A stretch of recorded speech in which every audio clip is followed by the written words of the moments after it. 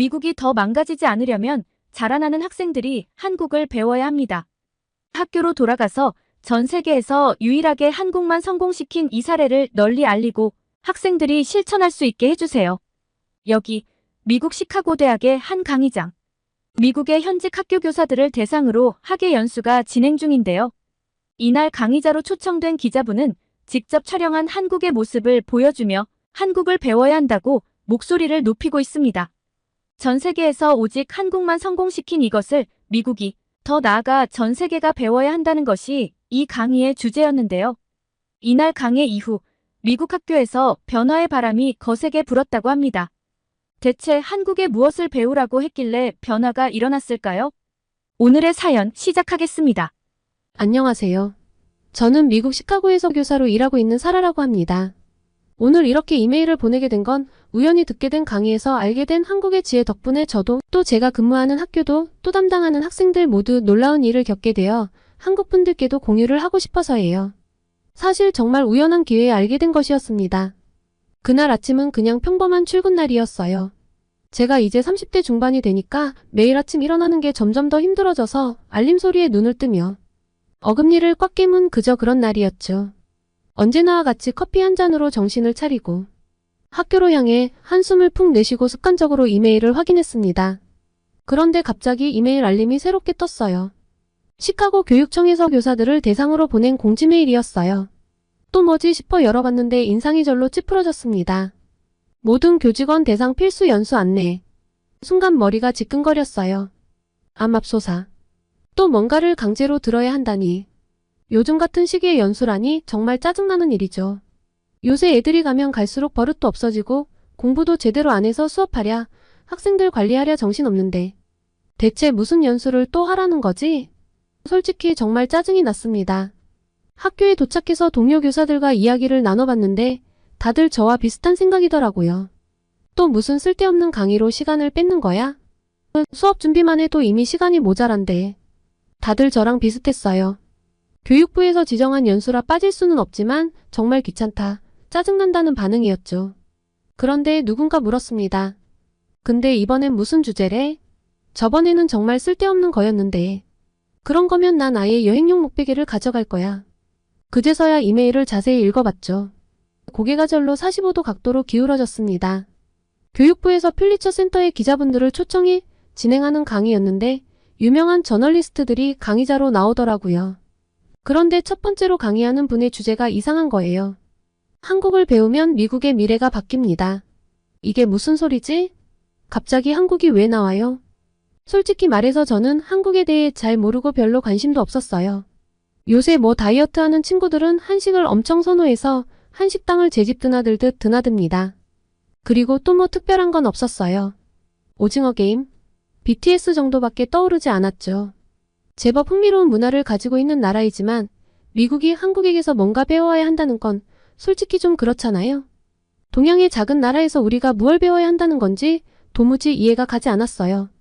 한국에서 뭘 배운다고? 미국이 제일 선진국 아닌가? 라고 농담 반, 진담 반 섞어서 동료들에게 이야기를 했더니 의외로 진지한 반응이 돌아왔어요. 선생님, 그런 생각은 좋지 않아요. 한국에서는 배울 게 굉장히 많죠. 그나저나 그냥 강의가 아니라 퓰리처 센터의 기자라면 흥미로울 것 같아. 일단 탐사보도를 하는 사람들이고 세계적으로 유명한 기자들이니 세상을 보는 눈도 지식도 다를 거 아니야.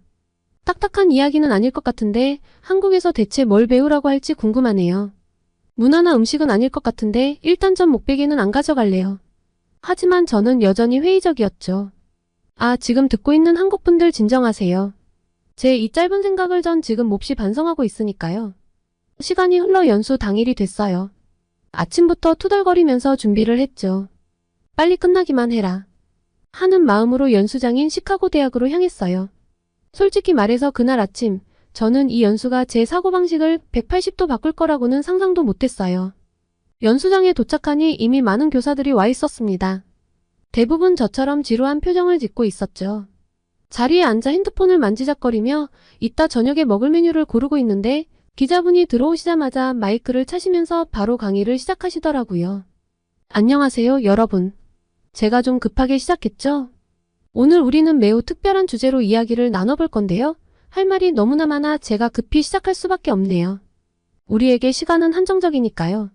제가 취재한 영상들을 보기 전에 먼저 질문을 던지겠습니다. 기자분의 첫 질문이 아직도 귓가에 생생해요. 여러분, 세계에서 음식물 쓰레기 문제를 가장 잘 해결한 나라가 어디일까요? 그 순간 저는 이 연수가 예상과는 전혀 다른 방향으로 흘러갈 것 같다는 느낌이 들었어요. 그리고 그 예감은 정확히 들어맞았죠. 예상하지 못한 질문에 강의실이 술렁이기 시작했어요. 누군가 독일? 이라고 외쳤고 다른 사람은 일본? 이라고 답했죠. 저요? 저는 양심상 미국은 아니고 분명 스웨덴 같은 북유럽 국가겠지? 라고 생각했어요. 그런데 이어서 발표된 정답은 우리 모두를 놀라게 했죠. 정답은 바로 대한민국입니다. 순간 강의실이 조용해졌어요. 모두가 의아한 표정을 지었죠. 저도 마찬가지였어요. 한국이라고요? 그 작은 나라가 미국도 해결하지 못한 문제를 해결했다고? 기자분은 우리의 반응을 예상했다는 듯 미소를 지으며 말을 이어갔어요. 놀라셨죠? 저도 처음 이 사실을 알았을 때 여러분과 같은 반응이었습니다. 하지만 이제부터 제가 들려드릴 이야기는 여러분의 생각을 완전히 바꿔놓을 겁니다. 전 세계 음식 생산의 3분의 1이 낭비되고 있습니다. 미국에서는 40%의 음식이 낭비되고 있죠. 솔직히 세계의 리더가 미국이라고 하지만 미국은 환경오염을 앞장서서 만들어내는 환경오염의 리더이기도 합니다. 음식물 쓰레기는 자원 낭비일 뿐 아니라 온실가스의 발생 요인이기도 한데 미국이 선두를 달리고 있다는 건 정말 부끄러운 일이죠. 하지만 한국에서는 98%의 음식 중 단 2%만이 낭비됩니다. 이는 정말 놀라운 성과입니다. 저는 깜짝 놀랐어요. 우리나라와 너무나 대조적인 수치였거든요. 한국은 40년 전만 해도 아프리카의 가난한 국가들만큼이나 빈곤했습니다. 하지만 놀라운 경제 성장을 이루었어요. 그런데 이 경제 성장만큼 놀라운 것이 있습니다. 빠른 성장과 함께 쫓아오는 풍족함은 필연적으로 많은 쓰레기를 만들죠. 미국만 해도 매년 엄청난 쓰레기를 생산해내고 있습니다. 우리는 빠른 발전에 의한 어쩔 수 없는 오염이라고 생각하고 주마다 각기 다른 분리배출을 하는 비효율적인 모습을 가지고 있잖아요. 그런데 놀랍게도 한국은 빠른 경제 성장과 함께 그 과정에서 음식물 쓰레기 문제도 해결하는 지혜로움을 보여줬죠. 교수님은 계속해서 한국의 음식 문화에 대해 설명했어요. 한국 식당에서는 보통 20개가 넘는 반찬을 무료로 제공합니다. 미국보다 음식물 쓰레기가 훨씬 많이 배출되기 좋은 환경이죠. 그런데 한국인들은 음식물 쓰레기를 줄이는 데 성공했습니다. 신기하죠? 우리는 그냥 배수구에 쑤셔 넣고 대강가라 하수구로 흘려보내는데 대체 이걸 어떻게 해결했다는 거지? 반찬을 저렇게 놓고 먹는데 매 끼니마다 다 먹을 리는 없잖아요. 곧이어 제 궁금증을 해결해줄 한국의 음식물 쓰레기 관리 시스템에 대한 상세한 설명이 이어졌습니다. 2013년부터 한국은 전국적으로 음식물 쓰레기 종량제를 시행했습니다. RFID 카드를 이용해 쓰레기를 버리고 무게에 따라 비용을 지불하는 거죠. 이 시스템 덕분에 음식물 쓰레기 양이 10% 이상 줄었습니다. 더 놀라운 건 그 다음이었어요. 서울에서는 RFID 카드를 이용해 음식물 쓰레기를 버립니다. 카드를 태그하고 쓰레기를 버리면 자동으로 무게가 측정되죠. 그리고 월말의 사용량에 따라 요금이 부과됩니다. 이 이야기를 들으면서 문득 우리 집 쓰레기통이 떠올랐어요. 한 번도 쓰레기를 버릴 때 고민해본 적이 없는데 한국인들의 지혜로움은 정말 놀라웠습니다. 한국은 음식물 쓰레기를 단순히 버리지 않습니다. 그들은 이를 재활용해 동물 사료, 바이오 연료, 퇴비로 만듭니다. 심지어 처리 과정에서 나오는 바이오가스로 전기까지 생산하죠. 서울의 한 처리시설은 하루에 80에서 90대의 트럭 분량의 음식물 쓰레기를 처리하고 단 3시간 만에 이를 동물 사료로 바꿉니다. 이 말을 듣는 순간 저는 완전히 충격을 받았어요. 미국에서는 상상도 할 수 없는 일이잖아요. 미국도 못하는데 한국은 어떻게 저런 생각을 했을까요? 물론 이렇게 되기까지 한국도 시행착오를 거쳤습니다. 처리시설의 확장, 국민들의 교육에는 16년 정도가 걸렸죠. 하지만 이런 처리 방식이 성공적으로 정착하며 현재 한국의 음식물 쓰레기 재활용률은 95%가 넘습니다. 전 세계에서 가장 높은 수준이죠. 그리고 서울에서는 1000가구 중 약 10에서 15%의 가구가 음식물 쓰레기를 전혀 배출하지 않는다고 합니다. 오직 한국만이 환경을 보호하기 위한 올바른 길을 가고 있어요. 강의가 순식간에 흘러가고 있었습니다. 모든 교사들이 한국의 놀라운 기술과 시민들의 단합에 감탄을 하고 있었죠. 한국의 사례는 우리에게 많은 것을 시사합니다. 한국인들은 기술, 정책, 그리고 시민들의 협력으로 큰 문제를 해결했습니다. 전 세계인에게 음식물 쓰레기를 이렇게 해결할 수 있다는 걸 보여줬다는 건 정말 고무적이죠. 여러분도 알다시피 생각과 기술을 융합하면 혁신을 할 수 있고, 그리고 사람들의 인식을 바꿀 수 있습니다. 저는 이 인상 깊은 한국의 사례를 여러분들이 꼭 기억하고 학교로 돌아가서 학생들에게 나누어 주셨으면 좋겠어요. 환경오염이 심각해지는 지금 저는 미국 그리고 더 나아가서 전 세계가 한국의 이 지혜를 배워야 한다고 생각합니다. 미래를 살아갈 학생들을 위해 하루빨리 한국을 배워야 하지 않을까요? 그 순간 저는 뭔가 가슴이 뜨거워지는 걸 느꼈어요. 내가 뭘 모르고 살았다는 부끄러움도 있었고 동시에 우리도 변해야 한다는 위기의식도 느꼈죠. 집으로 돌아가는 길 저는 계속 오늘 들은 이야기를 곱씹었어요. 그리고 결심했죠. 나부터 변해야겠다. 그리고 이 이야기를 다른 사람들에게도 전해야겠어. 그날 밤 처음으로 음식물 쓰레기를 따로 모아봤어요. 작은 시작이지만 이게 변화의 첫걸음이 될 거라고 믿었죠. 연수 다음 날 저는 평소와 다른 기분으로 눈을 떴습니다. 아침에 커피를 마시면서 주방을 둘러보니 어제까지만 해도 당연하게 여겼던 것들이 새롭게 보이더라고요. 싱크대 옆에 있는 평범한 쓰레기통이 갑자기 눈에 거슬렸어요. 이렇게 모든 걸 한데 섞어버리는 게 맞나? 하는 생각이 들었죠. 그동안 제가 얼마나 많은 음식물 쓰레기를 그냥 버렸는지 생각하니 마음이 무거워졌어요. 학교로 향하는 길 거리의 쓰레기통들이 눈에 들어왔습니다. 먹다 남은 아이스크림을 휴지통에 처박는 사람들이 눈에 띄었고요. 저렇게 사람들이 아무 생각 없이 음식물 쓰레기를 버리는 모습을 보니 답답한 마음이 들었죠. 우리가 얼마나 많은 자원을 그냥 버리고 있는 걸까? 미국인들이 모두 한국인들처럼 행동하면 환경오염을 엄청나게 막을 수 있을 텐데. 그런데 저만 이런 생각을 했던 건 아닌가 봐요. 교무실에 도착하자 동료 교사들이 어제 연수에 대해 이야기하고 있었어요. 그 한국 이야기 놀랍지 않아요? 솔직히 자료를 안 보여줬으면 믿기 힘들 뻔했어요. 그러게. 이 문제를 해결한 나라가 있긴 있구나 싶었지. 그런데 한 교사가 냉소적인 말을 했어요. 작은 나라니까 단합이 되는 거 아닐까요? 한국인들이 미국인들만큼 숫자가 많다면 불가능한 일일 거예요. 순간 화가 났어요. 잠깐만요. 그렇게 생각하시면 안 돼요. 우리가 미처 생각하지 못한 부분에서 한국인들은 훨씬 앞서 나가고 있어요. 이건 우리가 배우고 반성해야 될 점 아니에요? 학생들을 가르친다는 사람이 어떻게 그렇게 말을 하죠? 제 말에 교무실이 조용해졌어요. 평소에 저였다면 그냥 넘어갔을 텐데 이번엔 달랐습니다. 우리가 선진국이라고 자부하지만 이런 환경 문제에 있어서는 오히려 뒤처져 있어요. 한국의 사례를 보면 우리도 충분히 변할 수 있다는 걸 학생들에게 알려줘야죠. 미래를 살아갈 친구들이니까. 동료들의 표정이 조금씩 바뀌는 게 보였어요. 누군가 물었죠. 그래서 넌 뭐 달라진 게 있어? 네, 어제부터 음식물 쓰레기를 따로 모으기 시작했어요. 작은 변화지만 이게 시작이 될 거예요. 점심시간 카페테리아에서 음식을 받으면서 문득 한국의 이야기가 떠올랐어요. 우리 학교 급식에서는 얼마나 많은 음식이 버려질까? 궁금해졌죠. 수업 시간에도 이 생각이 계속 맴돌았습니다. 환경오염의 심각성을 가르치면서도 정작 우리 주변의 작은 문제들은 간과하고 있었다는 걸 깨달았죠. 학생들에게 전달하려면 제가 좀 더 한국에 대해 알 필요가 있다고 생각이 들었습니다. 그래서 이날부터 퇴근을 하고 나서 한국에 대해 더 많은 정보를 찾아보기 시작했어요. 한국의 음식물 쓰레기 관리 시스템뿐만 아니라 다른 환경 정책들도 찾아봤죠. 놀랍게도 한국은 많은 분야에서 선진적인 정책을 펼치고 있더라고요. 재활용 정책, 대중교통 시스템, 신재생, 에너지 활용 등 다양한 분야에서 한국은 우리보다 앞서 나가고 있었어요. 왜 우리는 아니 나는 이런 사실을 모르고 있었을까? 하는 생각이 들었죠. 대체 애들한테 뭘 가르치고 살았나 싶었어요. 정말 많이 반성하는 시간이었습니다. 그리고 사실 오랜만에 교사로서의 사명감도 다시 느꼈어요. 이게 바로 내가 해야 할 일이구나 하는 생각이 들었죠. 열심히 수업 준비를 했습니다. 저처럼 학생들이 바뀌길 바라면서요. 다음 날 저는 새로운 열정을 가지고 학교에 도착했어요. 첫 수업 시간 학생들에게 물었죠. 여러분 한국에 대해 어떻게 생각해요? 처음엔 조용했지만 곧 교실이 시끌벅적해졌어요.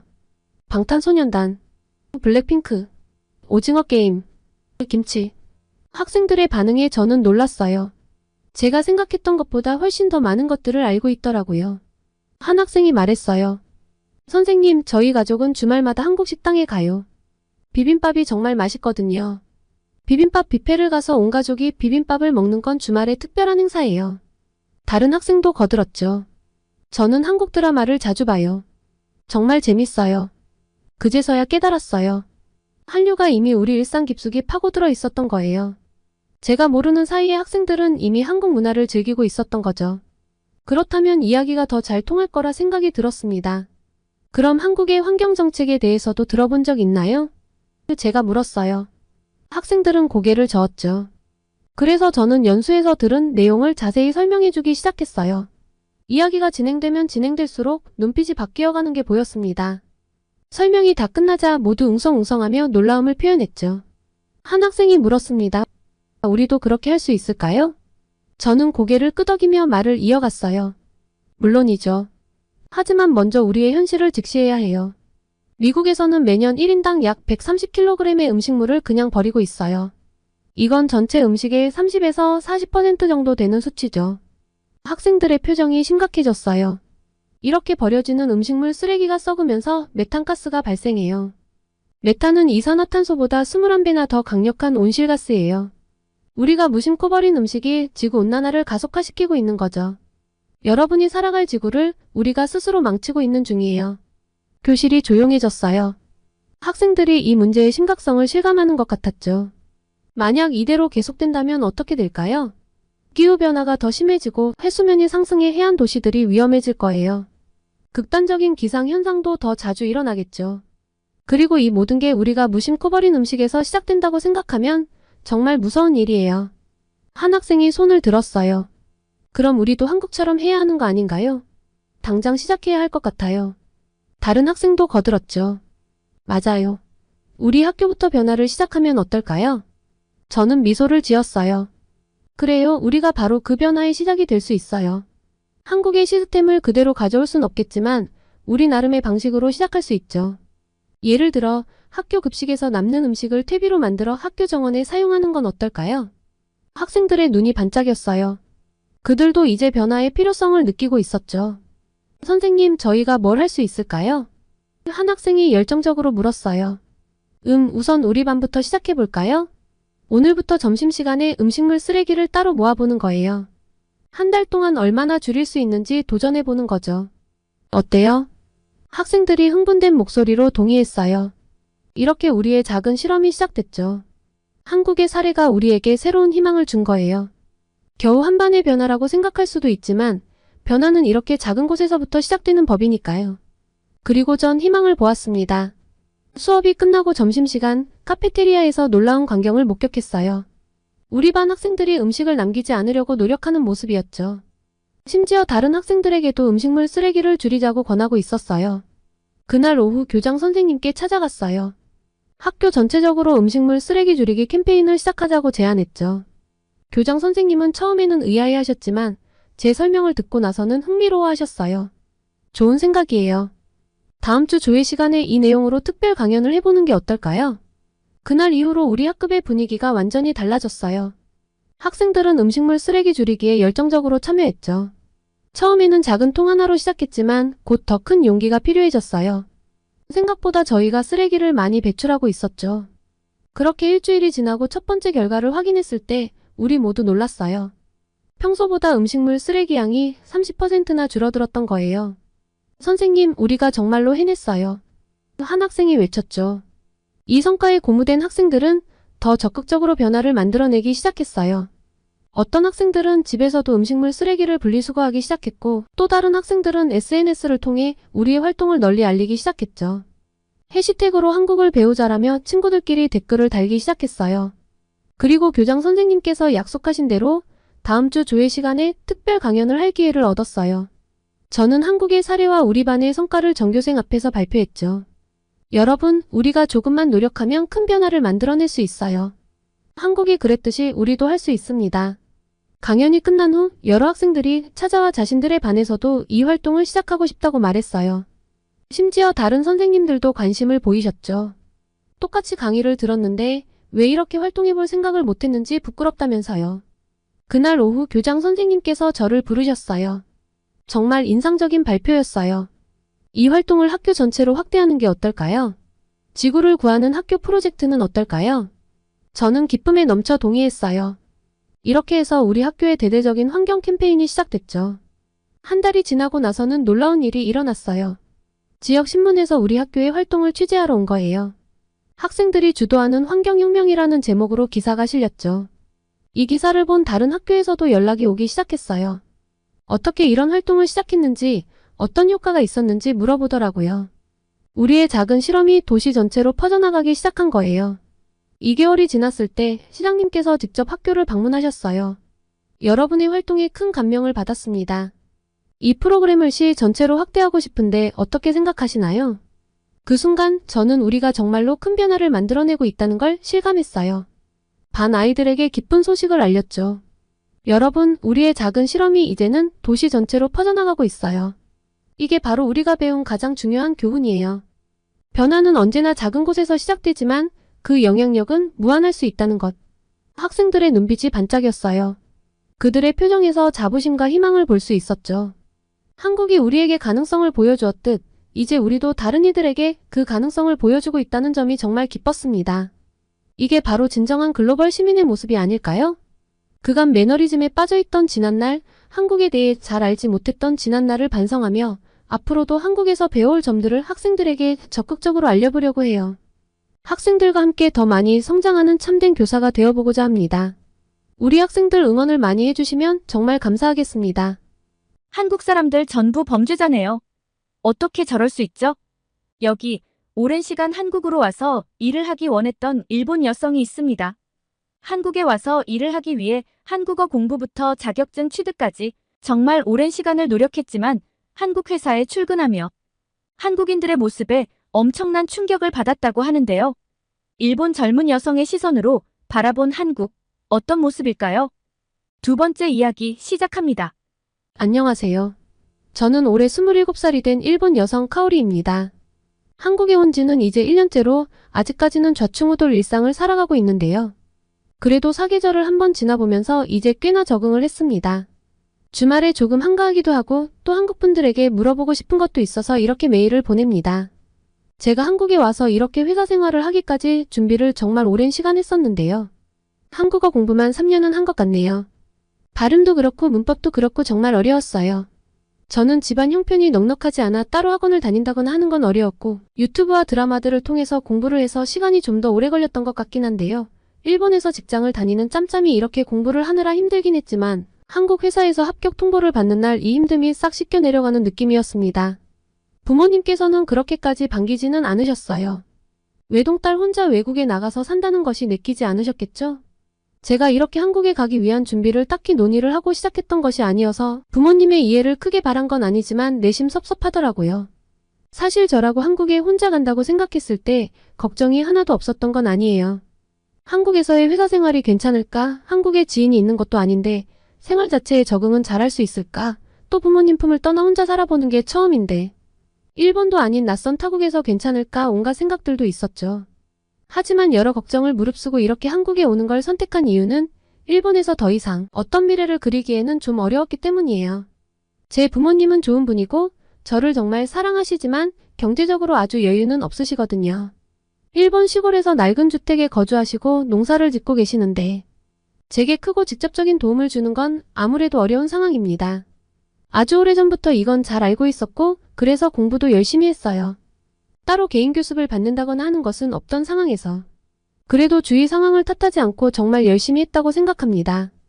부모님께서는 굳이 대학을 가야 하니? 라고 제게 몇 번 이야기하셨지만 저는 좀 더 레벨업된 인생을 살고 싶다고 생각했기 때문에 좋은 대학을 나와 대기업에 취업을 하는 것이 제 목표라고 단호하게 말씀드렸습니다. 한다는 제 성격을 아시니 더 이상 이야기를 하시진 않으셨죠. 저는 지역에서 그래도 꽤 좋은 대학이라고 손꼽는 사립대를 들어갔습니다. 그리고 졸업 시즌부터 제가 꿈꾸던 대기업으로 취직을 하기를 원해서 정말 여러 곳에 원서를 넣었지만 세상은 그렇게 녹록지 않았습니다.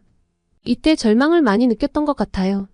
꼭 대기업 아니어도 되니 정사원이면 된다고 생각하고 눈을 좀 낮춰도 안 되더라고요. 일본에 일자리가 많다고는 하지만 정사원 자리는 쉽지 않거든요. 사람들이 들어가기 어려운 만큼 잘 그만두지 않으니 어찌 보면 당연하긴 하죠. 비정규직의 급여 수준이 정사원들의 65% 수준인데 정사원들이 머리에 총을 맞지 않은 이상 그만둘 리는 없잖아요. 원했던 곳에 취업이 되지 않는 상황에서 저는 점점 초조해졌습니다. 돈도 돈인데 제일 걸린 건 일본 회사는 경력이나 학력의 공백을 싫어한다는 것이었습니다. 구직 활동만 이어가다가 공백이 길어지는 건 그렇게 좋지 않으니 우선 경험을 쌓는 것이 더 낫겠다 싶은 생각이 들었죠. 그래서 고민 끝에 우선 비정규직으로 취업을 했습니다. 어느 정도 경력을 쌓고 나중에 좋은 곳으로 이직을 하려는 생각이었어요. 제가 너무 정사원에 집착하는 것 같지만 어쩔 수 없었습니다. 정사원이 아니라면 기본적으로 보는 시선 자체가 달라 월세로 방을 구한다거나 하는 것부터가 힘들거든요.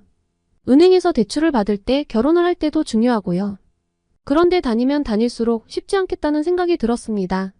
선배들의 말도 들어보고 업계 지인들이 생기면서 이야기를 종합해보았지만 시작이 우선 비정규직이어서 계속 비정규직으로 이어질 가능성이 크겠더라고요. 고민 끝에 저는 한국을 가기로 마음먹었습니다. 친구들에게도 하지 않은 이야기인데요. 저는 한국에 가서 자리를 잡는다면 아예 일본으로 다시 돌아오지 않을 정도의 각오를 하고 한국 회사 취업 준비를 했어요.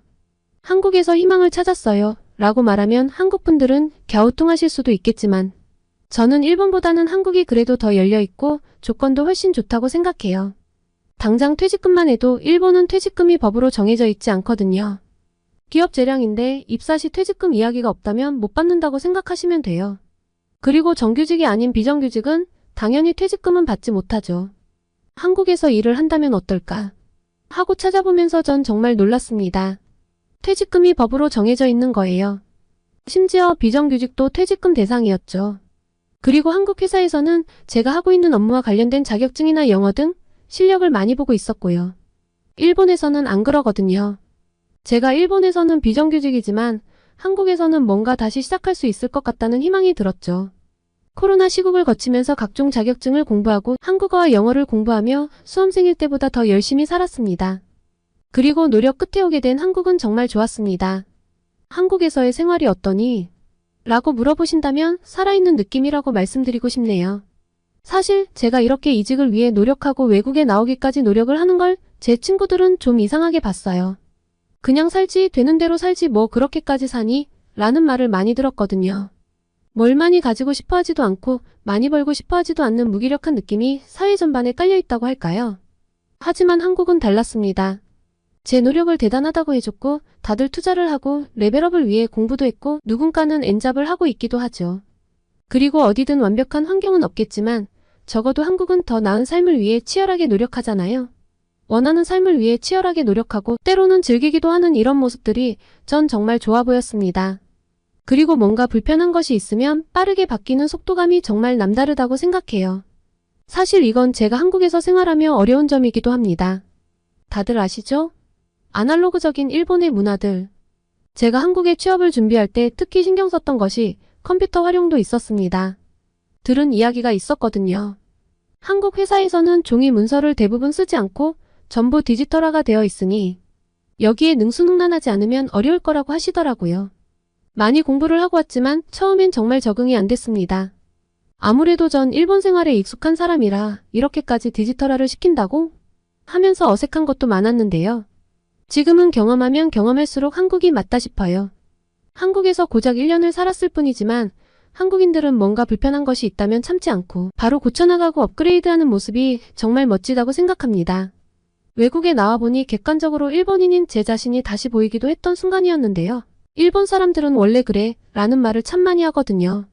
저만 그런 게 아니라 대부분의 일본인들이라면 다 이래요. 어떤 현상을 보고 이걸 바꿔볼까?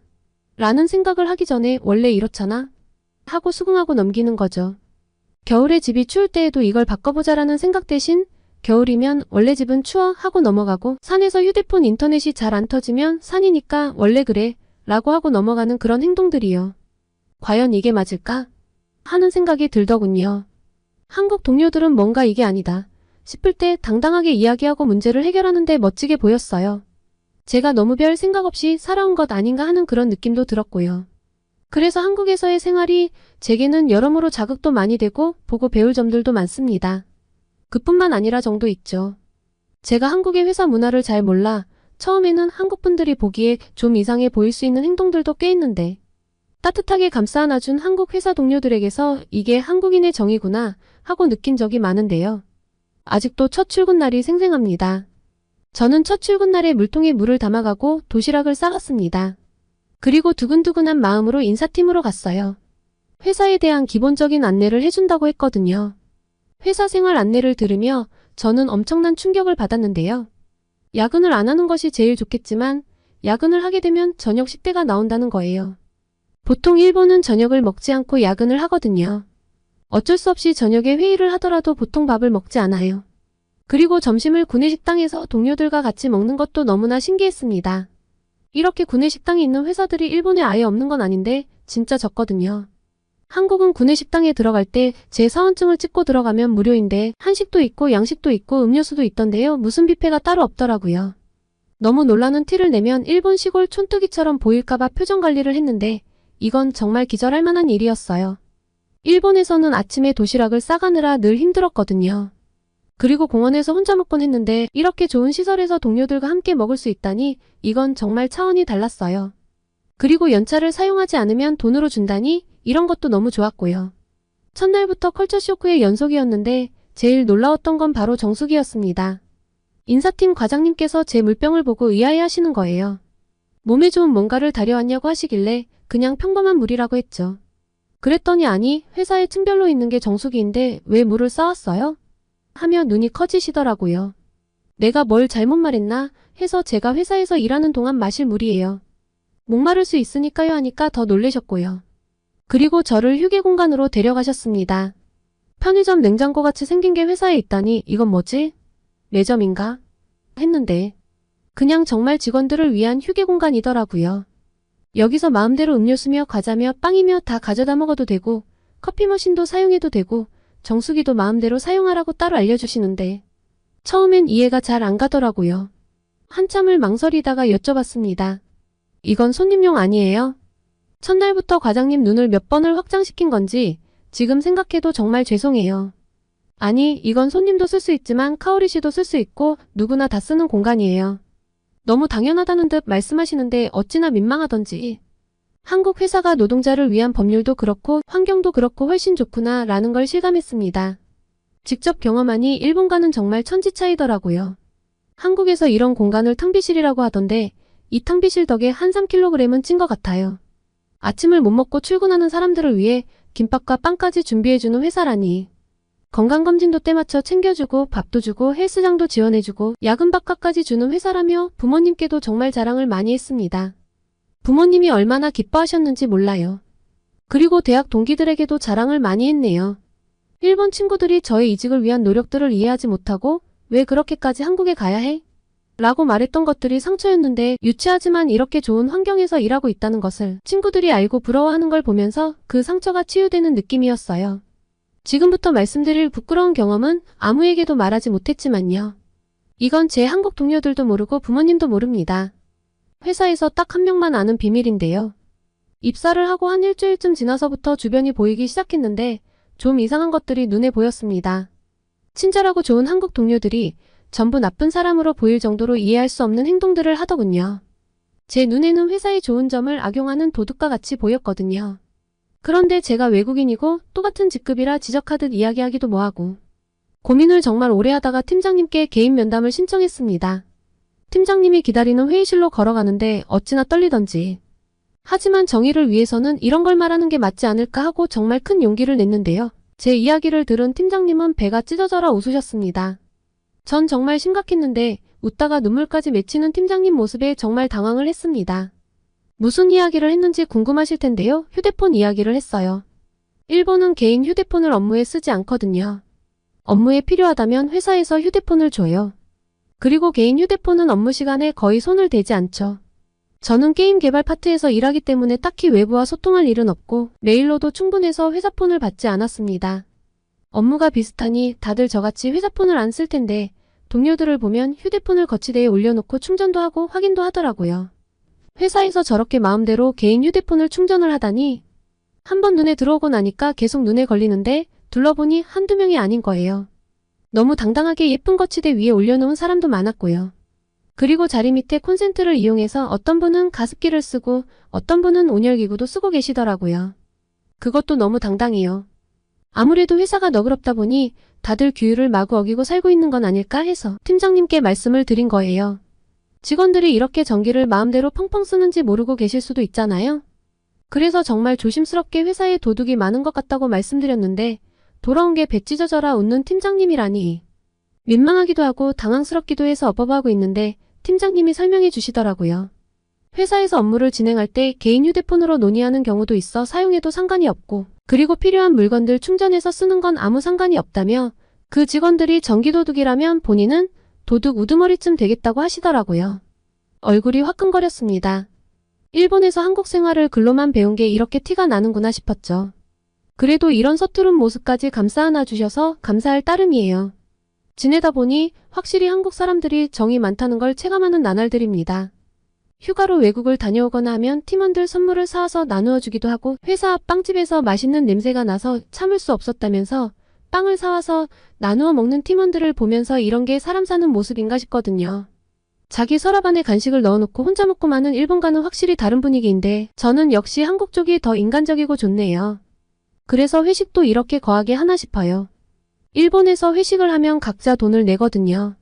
직급이 좀 더 높으면 많이 냈고 직급이 낮으면 약간 적게 내는 정도의 차이는 있지만 기본적으로 회식은 자비로 해결했어요. 연말에는 지원이 나오기도 하지만 대부분 돈을 냈던 기억이네요. 물론 회식을 가느냐 마느냐는 개인 의지이긴 한데 오늘은 빠지면 안 되겠군 이라는 눈치가 보일 때가 있잖아요. 그럴 땐 돈이 많이 아까웠거든요. 그런데 한국은 회사에서 회식비가 나오더라고요. 고기를 마음껏 먹으라며 제 앞에도 구워서 놓아주시는데 내가 돈을 내지 않고도 회식이 가능하다니. 연말도 아닌데. 제가 한국에서 지내면서 피부며 머릿결이 되게 좋아졌는데 잘 먹어서 이렇게 윤기가 도나 싶을 정도입니다. 부모님도 영상통화를 하다가 몇 번씩 언급하실 정도로 티가 나니 진짜 좋아진 게 맞겠죠?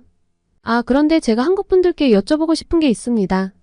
사실 이것 때문에 메일을 보내려고 생각했는데 이것저것 말하다가 잊어버릴 뻔했네요. 제 부서는 아니고 다른 부서의 남자 직원분이 제게 저녁 식사를 사주시더라고요.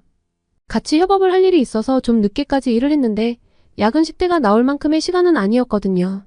시간이 좀 애매해서 저는 집으로 돌아가면서 김밥이나 사갈까 했는데 제게 묻는 거예요. 카오리 씨 지금 저녁 시간인데 밥은 어떻게 할 거냐고요. 그래서 편의점에서 김밥이나 사갈까 해요. 했더니 그걸로 밥이 되냐면서 맛있는 밥을 사주겠다는 거 있죠. 좀 부담스러워서 손사래를 치며 거절했는데 본인이 직급도 더 높고 나이도 많으니 후배 직원에게 밥 정도는 살 수 있다고 해서 함께 저녁을 먹었습니다. 그런데 자꾸 제 개인적인 이야기를 물어보시는 거예요. 가족관계나 애인 유무, 이상형 등등 일본인들이 잘 물어보지 않는 것들을 물어보시는데 머릿속에 자꾸만 물음표가 떠올랐습니다. 한국 문화를 공부해서 알고는 있어요. 한국 사람들은 일본인과 달리 이런 사적인 것들도 물어보곤 한다는 걸요. 그런데 이게 좀 헷갈리는 거예요. 이분이 제게 사적으로 관심이 있는 건지 아닌지요. 저녁 식사 한 번만 친절을 베푼 것도 아니고 제가 뭔가 서투른 순간마다 오셔서 도와주시고 좋아하는 간식도 챙겨주시고 제가 좋아하는 음료수도 기억해 주셔서 회의 때 따로 가지고 와주시는데 정말 놀랐어요. 제가 회사에서 문화적 차이로 이해가 안 가는 부분들이 있을 때 메신저로 여쭤보면 늘 친절하게 알려주셔서 정말 감사한 분인데 이게 한국인들의 매너인지 아니면 제가 헛다리를 짚는 건지 알 수가 없어서요. 제가 고마움을 표현할 때마다 본인이 일본어를 좀 하니까 도와줄 수 있으면 도와줘야죠 하시며 사람 좋게 웃고 언제든지 어려운 거 있으면 본인에게 물어보라고 하시는데 이분이 제게 관심이 있는 게 맞을까요? 솔직히 전 싫지 않거든요. 그런데 괜히 제가 착각했다가 민망한 상황이 발생할까 봐요. 한국 분들이시니까 이런 상황들을 보시면 조언을 구할 수 있지 않을까 해서 여쭤봅니다. 댓글을 달아주시면 참고해서 저도 용기를 한번 내보고 싶습니다. 도와주세요. 오늘은 미국에서 현직 교사들을 대상으로 이루어진 한국 배우기 열풍과 관련된 이야기, 그리고 일본 직장인이 한국에 와서 문화 차이에 놀라는 이야기, 이렇게 두 가지 이야기를 전달드렸는데요. 오늘의 사연 어떠셨나요? 오늘의 사연이 마음에 드셨다면 구독과 좋아요를 눌러주세요. 여러분의 구독과 좋아요는 계속해서 좋은 사연을 소개할 수 있는 힘이 됩니다. 이상 감동저장소였습니다.